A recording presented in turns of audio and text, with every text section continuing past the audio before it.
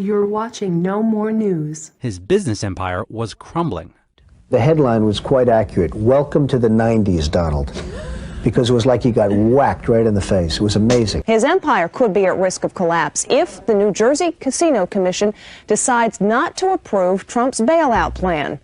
By the fall of 1991, all 3 casinos had filed for bankruptcy. You know, I had a wife who was suing me for $2 billion. I had the banks, I had this, I had that. Back in the 1990s, you owed something like $900 million. Your empire was pretty much more than that. You owed more than that? 975 was personally guaranteed. That was just the small part. That was the harder debt. But I owed many, many billions of dollars. The leverage shifted dramatically over to the banks because it was no longer an issue of a bank and a piece of real estate. It was a bank in Donald Trump's actual survival. Trump owed money all over town to 72 banks in all. Pomerantz represented them as a group. How close was he to going personally bankrupt? Very. Trump makes a point of saying he never went personally bankrupt. But there's a reason why the banks decided to keep Trump whole. We made the decision that he would be worth more alive to us than dead. Dead meaning in bankruptcy. We don't want him to be in bankruptcy. We want him out in the world selling these assets for us. So you wanted him alive because he was a salesman and could best sell his own properties. That's correct. We kept him alive.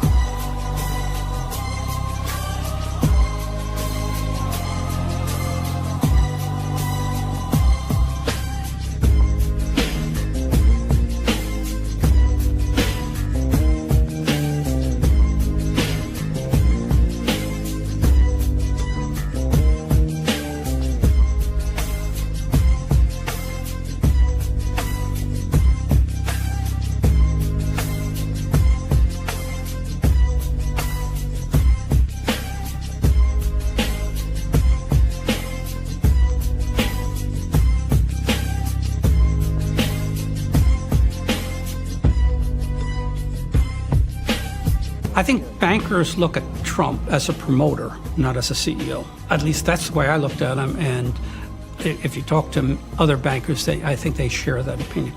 He's a wonderful promoter.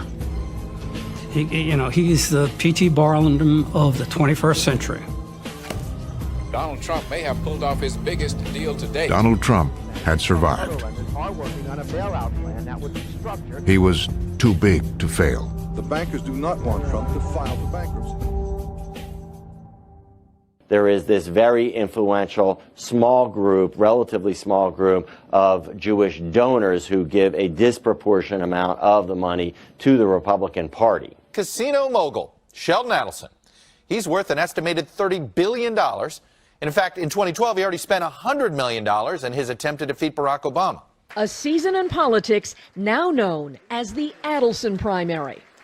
Republican presidential hopefuls eager to attract support and maybe millions from casino mogul Sheldon Adelson.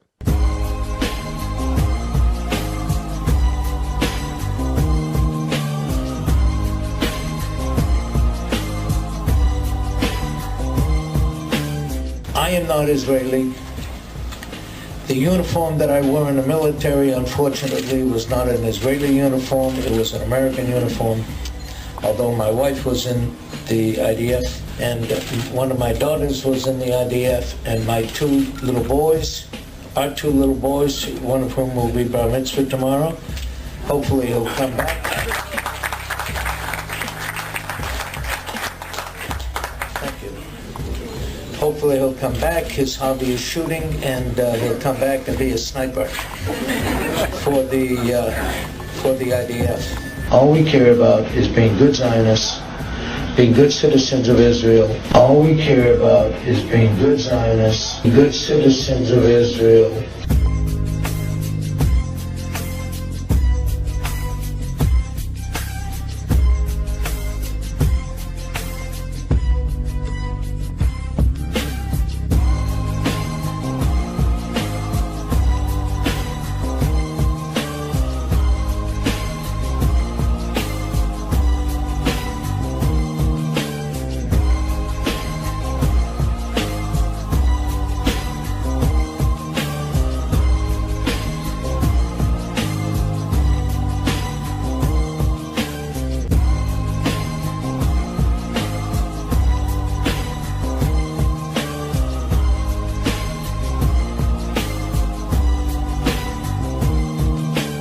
victory would not have come without one other person besides Donald Trump, Sheldon Adelson.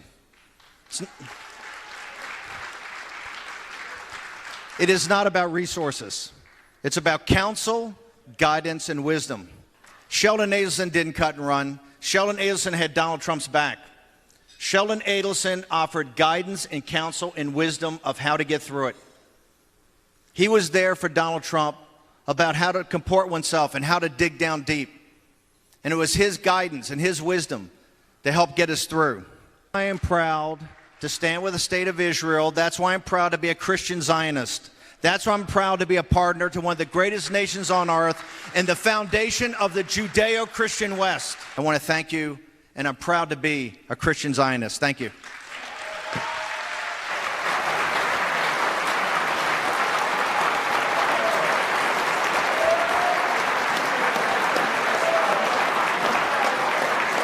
He has really become a leading donor and a leading figure in this hawkish, pro-Israel, conservative sort of circle that is so influential in American politics.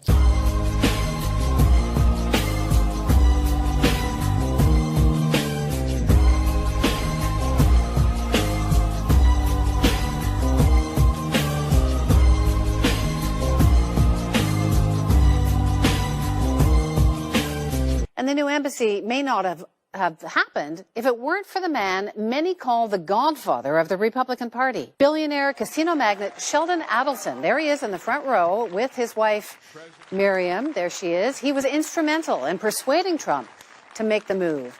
Adelson is worth around $40 billion U.S. According to Bloomberg. You're the 10th richest man in the world. 10th, maybe but think about that. There's 7 billion people. That means there's 6,999,990,000 people that are not at my level. Why is Adelson so driven on these causes, the mostly Israeli causes? He is a cause donor. It's been really his animating political issue behind his donations for some time.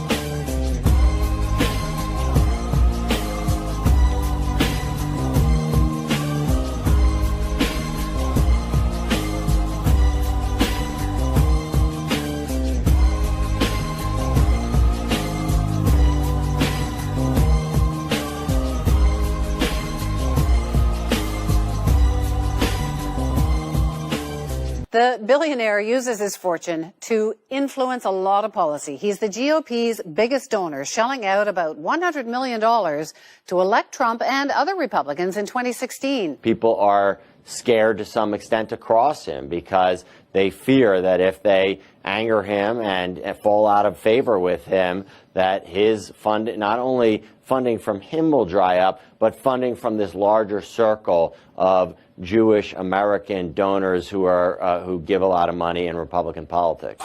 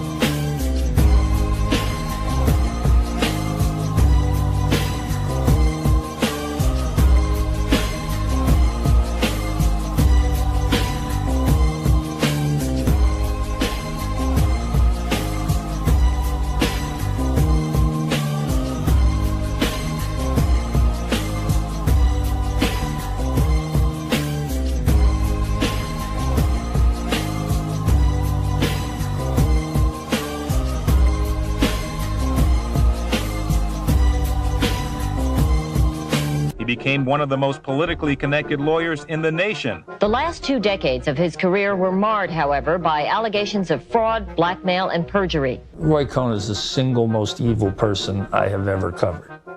If that's a magnet for you as a young man, it says you're soulless before you start. Donald Trump is probably one of the most important names in America today. Is, as I say, the closest thing to a genius I've ever met in my life. I'm a very stable genius.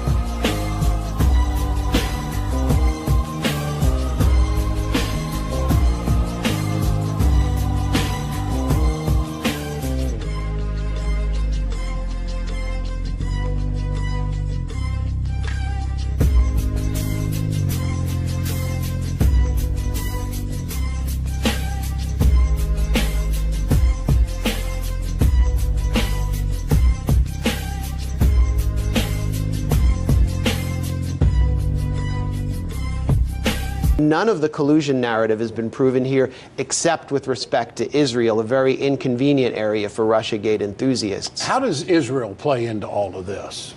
Well, Israel's central in this, and what we're looking at is actually Israelgate.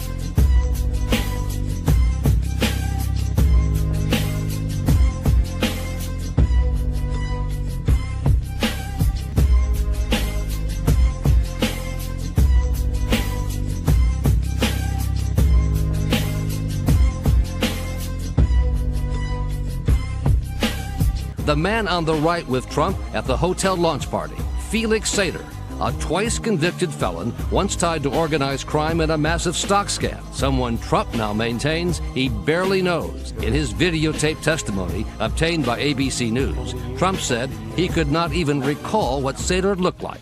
If he were sitting in the room right now, I really wouldn't know what he looked like.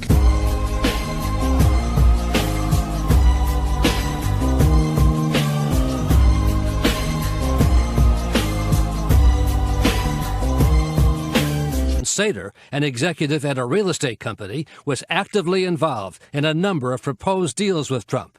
Here they were together in Denver in 2005. And in 2010, 3 years after Sater's mob ties became public, the Trump Organization issued Sater business cards identifying him as a senior advisor to Donald Trump, with a Trump Organization email address and phone number.